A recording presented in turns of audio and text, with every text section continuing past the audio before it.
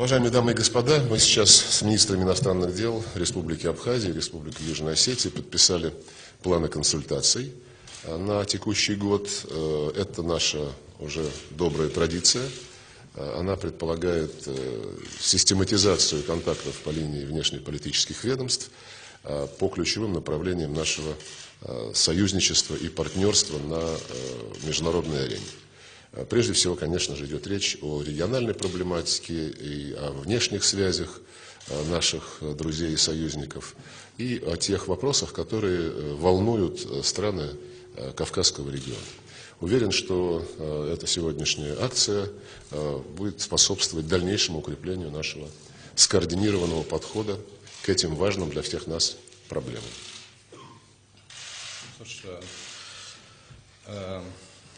Мы рады подписать соглашение, план консультаций на следующие 2 года. Мне кажется, что у нас есть чем гордиться за то, что те годы, что прошли.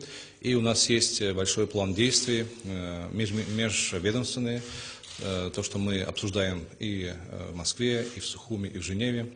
Так что я думаю, что такая дорожная карта намечена, и мы намерены ее выполнить в полном объеме.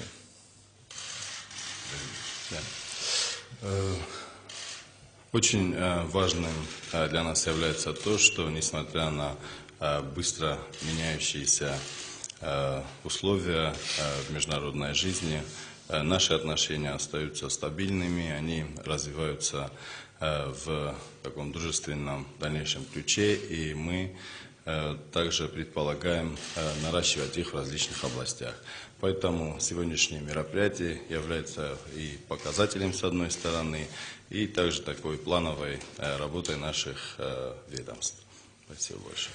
Хотел бы также сообщить, что в Министерстве иностранных дел принято решение и издан соответствующий приказ о том, чтобы наградить министра иностранных дел Республики Абхазия Вячеслава Андреевича Чирикбу и министра иностранных дел Республики Южная Осетия Давида Георгиевича Санакоева знаками за вклад в международное сотрудничество. Это наша высшая МИДовская награда ведомственная, которую мы присуждаем нашим зарубежным партнерам. Я, с вашего разрешения, сейчас бы эти награды вручил моим коллегам.